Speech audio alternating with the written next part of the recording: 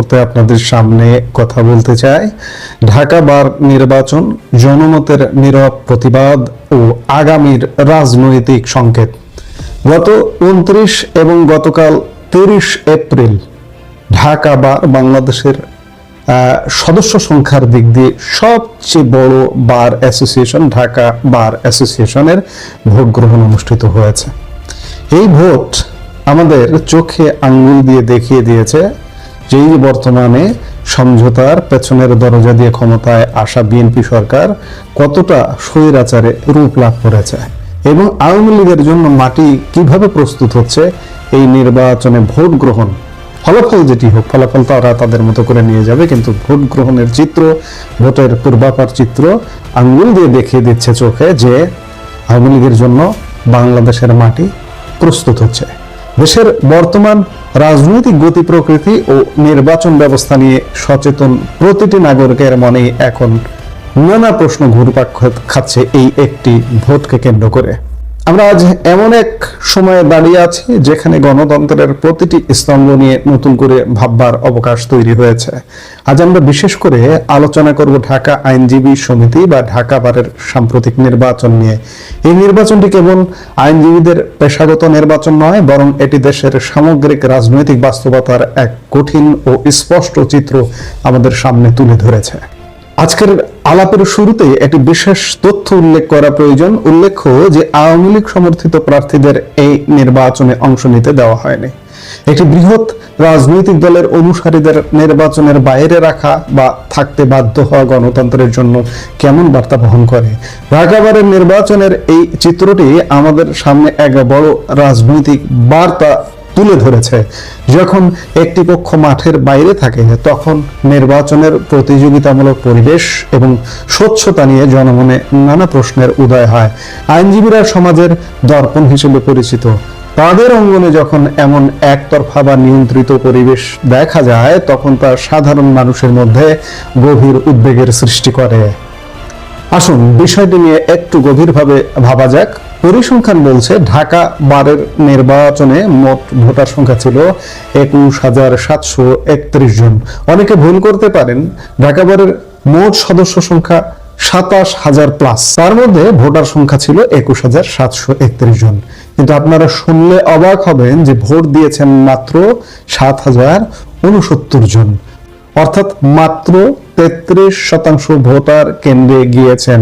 এখানে যেহেতু সংখ্যাটা কম, আমাদের এই গত 12 ফেব্রুয়ারি যে প্রহসনের জাতীয় সংসদ নির্বাচন হলো, সেই নির্বাচনেও কিন্তু ভোট কাস্ট হয়েছে অ্যাকচুয়ালি মাত্র 25 থেকে 30%, এর বেশি নয়। এটি হচ্ছে বাস্তব চিত্র, কারণ সেই নির্বাচনে আওয়ামী লীগকে বাইরে রাখা হয়েছে। এই ছোট নির্বাচনটিকেও একদম আওয়ামী লীগ বিহীন নির্বাচন হিসেবে পরিগণিত করার জন্য আওয়ামী লীগকে বাইরে রাখা হয়েছে।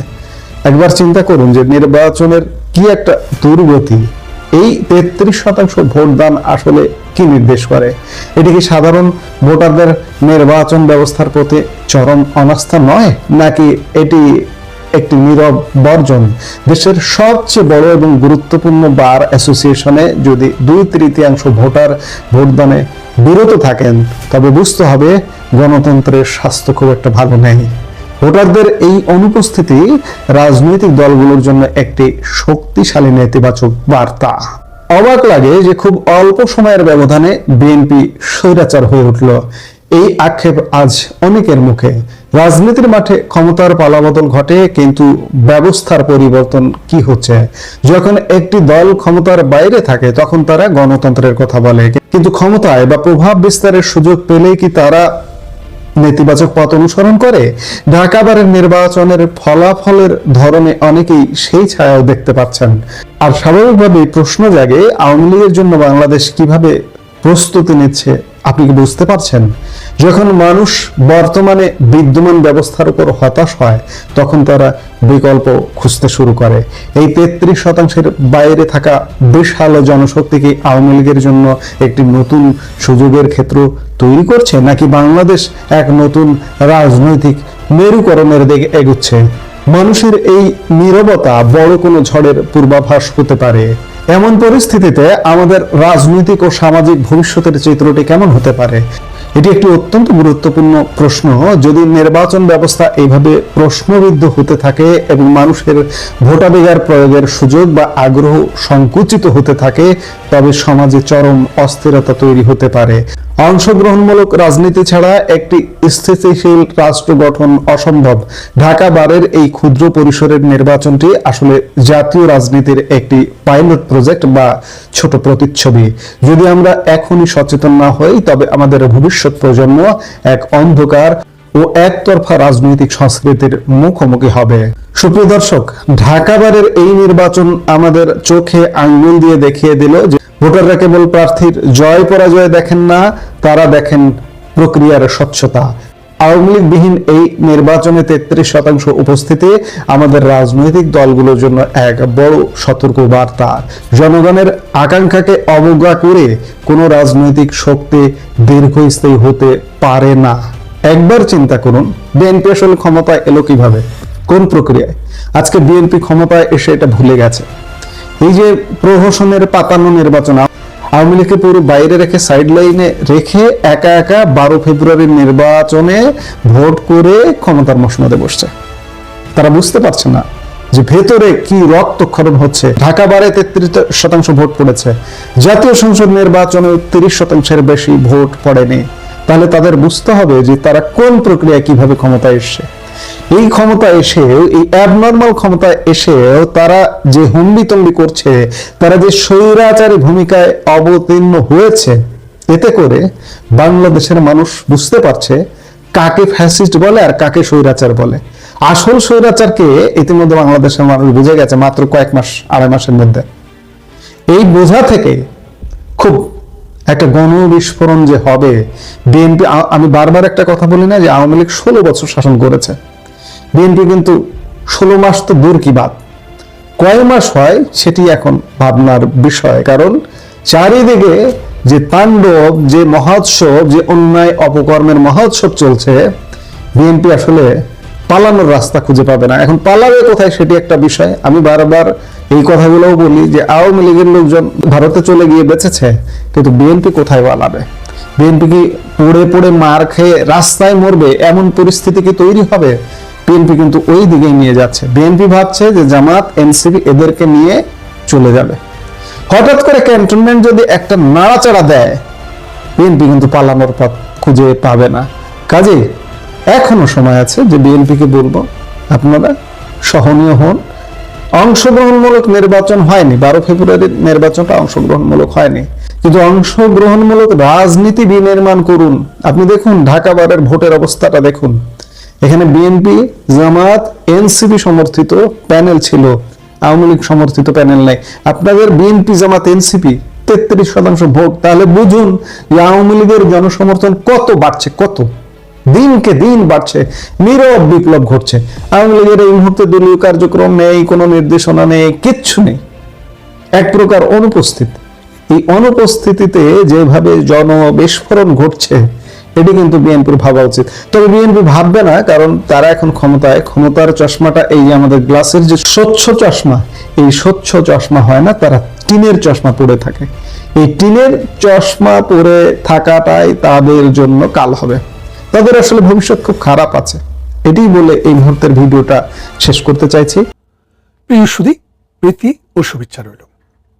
আপনারা যারা বাংলাদেশে আছেন অথবা পৃথিবীর নানা প্রান্ত থেকে আমার এই অনুষ্ঠান দেখছেন, তারা নিয়মিতই দেখতে পেয়েছেন যে আমি আসলে বাংলাদেশের বর্তমান সরকার এবং বাংলাদেশ কোথায় যাচ্ছে, বাংলাদেশকে কোন অন্ধকারে নিয়ে যাচ্ছে সেটা নিয়ে কথা বলি।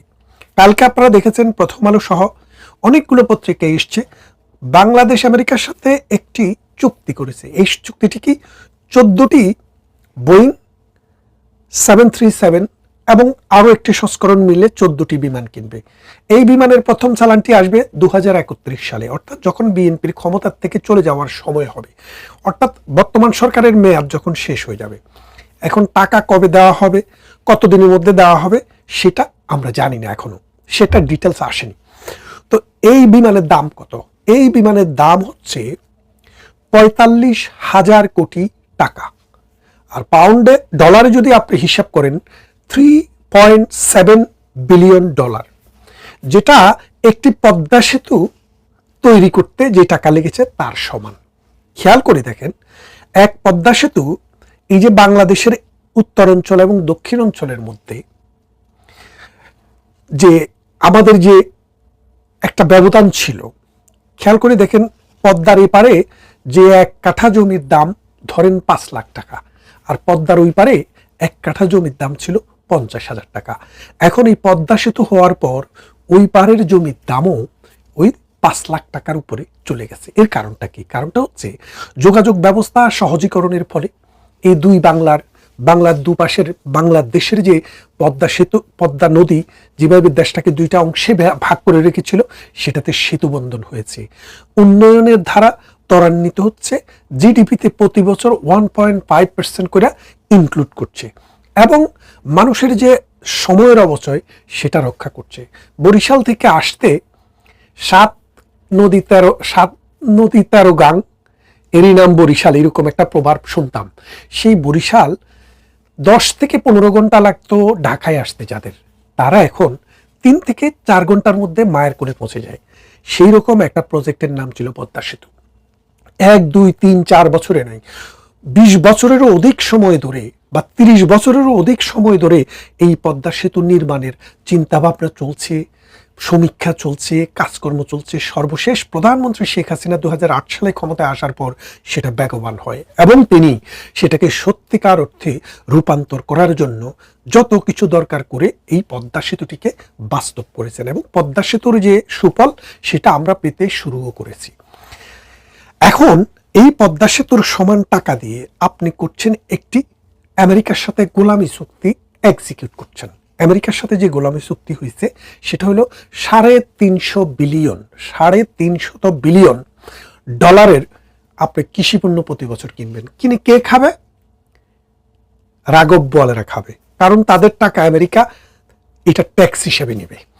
বাংলাদেশের সাধারণ মানুষ 250 টাকা কেজি আলু খাওয়া সম্ভব না, কারণ আমেরিকা থেকে যে আলু আসবে সেই আলু বাংলাদেশে নামতে শুধু বিমান ভাড়াটাই 1 কেজি আলুতে 250 টাকা পড়বে। তাই এখন 250 টাকার আলু কে খাবে ভাই? আপনি। তাহলে আপনাকেও লিস্টে রাখলাম। এখন আসেন, এই যে পদ্মা সেতুর সমান টাকা দিয়ে আপনি 14টি বোয়িং কিনবেন। এই বোয়িং বিমানের কেন কিনবেন? কিনবে এই কারণে, আমেরিকার সাথে এই ডক্টর ইউনূসকে দিয়ে একটি গোলামি চুক্তি হয়েছে। সেই চুক্তিটি হলো আমেরিকার আধিপত্য মেনে নিতে হবে, আমেরিকা যা বলবে সেটা আপনাকে শুনতে হবে, আমেরিকা যে দাম দিবে সেই দামে আপনাকে কিনতে হবে, এবং আপনি পৃথিবীর অন্য কোনো রাষ্ট্রের সাথে কোনো চুক্তি করতে গেলে আমেরিকার পারমিশন নিতে হবে। আমরা ভেবেছিলাম একটি সরকার আপাত দৃষ্টিতে দেখা একটি নির্বাচনের মাধ্যমে ক্ষমতায় এসছে, সেই ক্ষমতাশীল সরকার অন্তত রাষ্ট্রবিরোধী এইসব চুক্তি পার্লামেন্টে রিকগনিশন দেবে না এবং সেটাকে মেনে নেবে না। 60 ডেজ কুলিং পিরিয়ড, অর্থাৎ 60 দিন সময় ছিল এই চুক্তিটি মেনে না নেওয়ার। সরকার তা করেননি, কারণ তারেক রহমান ডিসেম্বর মাসে গত বছর বলেছিলেন 10-12 তারিখের দিকে যে তিনি দেশে ফেরাটা তার উপরে ডিপেন্ড করে না। তার মানে কি, আরো শক্তি আছে, সেই শক্তিটি হলো আমেরিকা। আমেরিকার সাথে তিনি আনকন্ডিশনাল শর্তে রাজি হয়েছেন যে তোমরা যেই সত্য দিবা, যেই রকমের চুক্তি করতে বলবা আমি তাই করব, আমাকে দেশে ফেরাও এবং ক্ষমতার মসনদে বসাও, জামাত যা তোমাদেরকে দেবে আমি তার চেয়ে বেশি দেব। এই কথা বলার পর তারেক রহমানকে ক্ষমতায় বসিয়েছে। আপনারা জানেন এই চুক্তিটি, এই যে বাংলাদেশের বাজেটের 20% সমান যে টাকা, এই টাকা দিয়ে বোয়িংয়ের সাথে এই 14টি বিমান কেনার চুক্তি হয়েছে। অর্থাৎ এক বছরে যদি আপনি 750 থেকে 800 বিলিয়নের মতো যদি আমাদের টোটাল বাজেট ধরেন, সেই বাজেটকে 45 বিলিয়ন টাকা দিয়ে যদি ভাগ দেন, তাহলে দেখবেন 17 থেকে 20% আমাদের বাজেটের এই সমান টাকা এই বোয়িংয়ের সাথে চুক্তি হয়ে গেছে। শুধু কি তাই, প্রতি বছর কৃষি পণ্য সহ 6000 পণ্য আমেরিকা থেকে আনতে হবে। আমি একটি পশ্চিমা রাষ্ট্রে বসবাস করি, ব্রিটেনে বসবাস করি।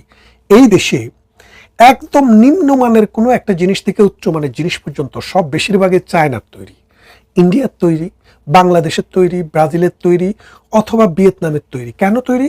কারণ সেখানে শ্রমিকের শ্রমের মূল্য কম। এই যে ব্রিটেন, এই ব্রিটেনে একজন মানুষ সর্বনিম্ন যে চাকরিটি আছে, ধরেন 18 বছরের উপরে একজন মানুষ, সর্বনিম্ন যে চাকরি সেটা হলো আপনার রাস্তা ঝাড়ু দেবেন। এই রাস্তা ঝাড়ু দেওয়া কাজটিও আপনাকে প্রতি ঘন্টায় 12.5 টাকা করে পয়সা দিতে হবে। 12.5 টাকা না, 12.5 পাউন্ড। 1 পাউন্ড সমান যদি 165 টাকা ধরেন আপনি, তাহলে একটু হিসাব করে দেখেন তো, 1 ঘন্টা কাজ করলে যদি আপনি 150 টাকা করে ধরেন, 1800, 2500 টাকা, প্রায় 1 ঘন্টা যদি একজন ক্লিনার যদি ক্লিন করে, তার বেতন হবে 2500 টাকা বাংলাদেশি টাকায়। তাহলে 2500 টাকা যদি 1 ঘন্টায় হয়, একটা মানুষ যদি 8 ঘন্টা কাজ করে, আপনি এখন 8 দিয়ে 2500-কে গুণ করলে কত হয়? 8 দুগুণে 16,000, আর 8-এর অর্ধেক 4,000, 20,000। অর্থাৎ একজন শ্রমিকের মিনিমাম মজুরি 8 ঘন্টার বেসিসে যদি কাজ করে, তাহলে সেটা হলো বাংলাদেশি টাকায় 20,000 টাকা। খেয়াল করে দেখেন, এই 20,000 টাকা একজন শ্রমিককে বেতন দিয়ে যে উৎপাদন হয়, সেই উৎপাদিত প্রোডাক্টের দাম কি কম দামে বিক্রি করা সম্ভব? কোনোভাবেই সম্ভব না। যার কারণে Europe, America, Australia, Canada, New Zealand, এই উন্নত বিশ্বের প্রোডাক্টের দাম অনেক বেশি। প্রোডাক্টের মান দ্বিতীয় কথা, কিন্তু শ্রমিকের বেতনের বেশি হওয়ার কারণে প্রোডাক্টের দাম অনেক বেশি। এই প্রোডাক্টের দাম যেহেতু বেশি, সেহেতু মানুষের জীবনও কিন্তু এখানে কঠিন, কারণ মানুষের খরচ অনেক বেশি। মানুষ যা ইনকাম করে তা খরচ করে কিছুই থাকে না। আর যারা বেশি ধনী লোক, তারা পৃথিবীর সব দেশেই ভালো অবস্থায় আছে, তাদের কথা বলে লাভ নেই, আমি সাধারণ মানুষের কথা বলছি। তাহলে দেখেন, এই দেশের সমস্ত পণ্য আমরা চায়না থেকে, ইন্ডিয়া থেকে, উন্নয়নশীল দেশ, যেসব দেশে শ্রমিকের বেতন কম, সেখান থেকে নিয়ে আসি। এখন আমেরিকার উৎপাদিত পণ্য যখন আপনি বাংলাদেশে নেবেন, সেটার দাম কি পরিমাণ হবে আপনি সেটা বুঝতে পারছেন। বাজারে চলুক বা না চলুক, চুক্তির শর্ত অনুসারে তারেক রহমানকে আমেরিকার থেকে এই প্রোডাক্ট আনতেই হবে। এখন বাংলাদেশের যে সার্বভৌমত্ব, বাংলাদেশের যে স্বাধীনতা, এটা কিন্তু এখন আর নেই।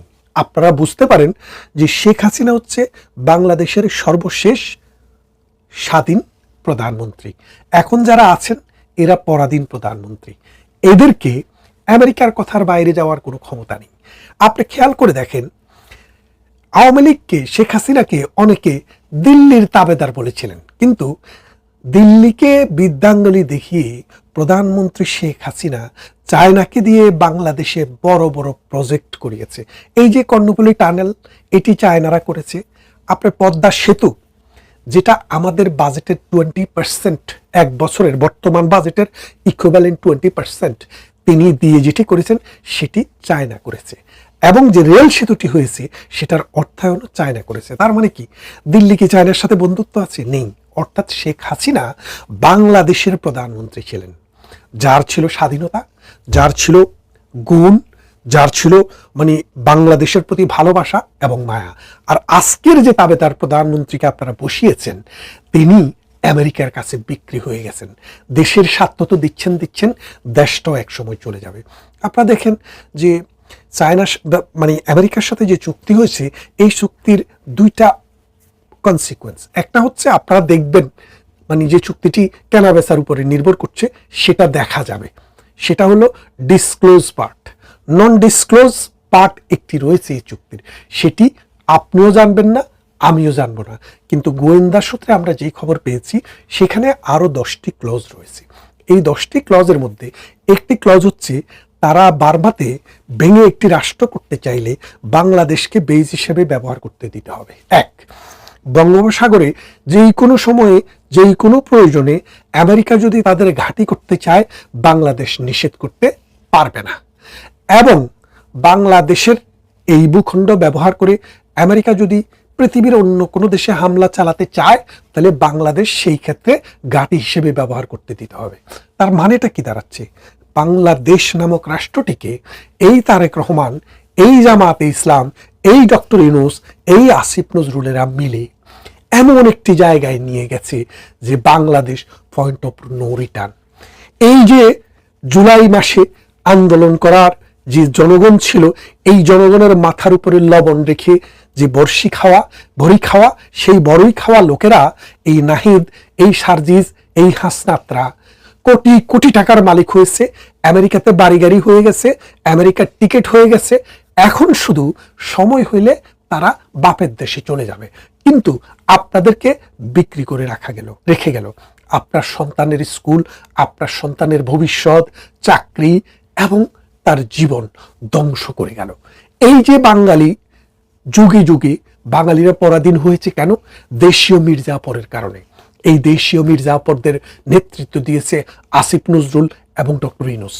আজকে আপনারা হয়তো এটা বুঝতে পারেননি, দিন যত যাবে ততই পরিষ্কার হবে।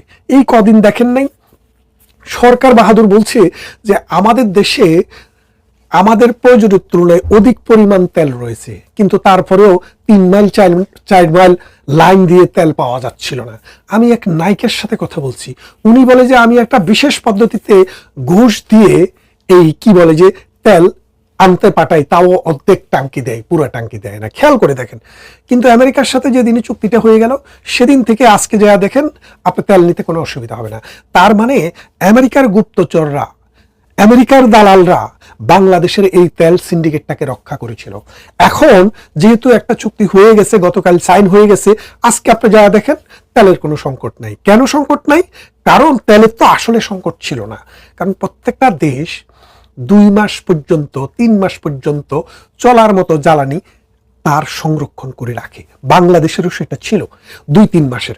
এখন তেল যেদিন যুদ্ধ লাগে তার 3 দিন পর থেকে তেল নাই। কারণটা কি? কারণটা একটাই, যে আমেরিকা কৃত্রিমভাবে তার দালালদের মাধ্যমে ডক্টর ইউনূস, আসিফ নজরুল, ফারুকি, রিজওয়ানা, তারপরে ওই যে আরেকটা বাটপার আছে না, আদিলুর রহমান, এই বাটপারদের মাধ্যমে একটা সিন্ডিকেট করে তেলটাকে কুক্ষিগত করে রেখেছে এবং এই কৃত্রিম সংকটটা তৈরি করে তারেক রহমানের কাছে খবর পাঠালো যে হয় সই করো, না হয় কিক আউট, জনগণ দিয়ে কিক আউট করাবো।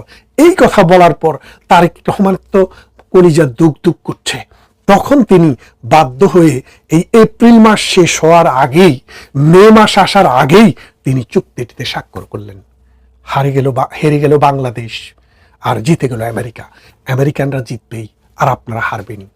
আপনাদেরকে এখনই জেগে উঠতে হবে, যে সাম্রাজ্যবাদের বিরুদ্ধে কথা বলতে হবে এবং দেশ বিক্রির যে নীল নকশা, দেশের সার্বভৌমত্ব ক্ষুণ্ণ করার যে নীল নকশা, সেটাকে রুখে দাঁড়াতে হবে।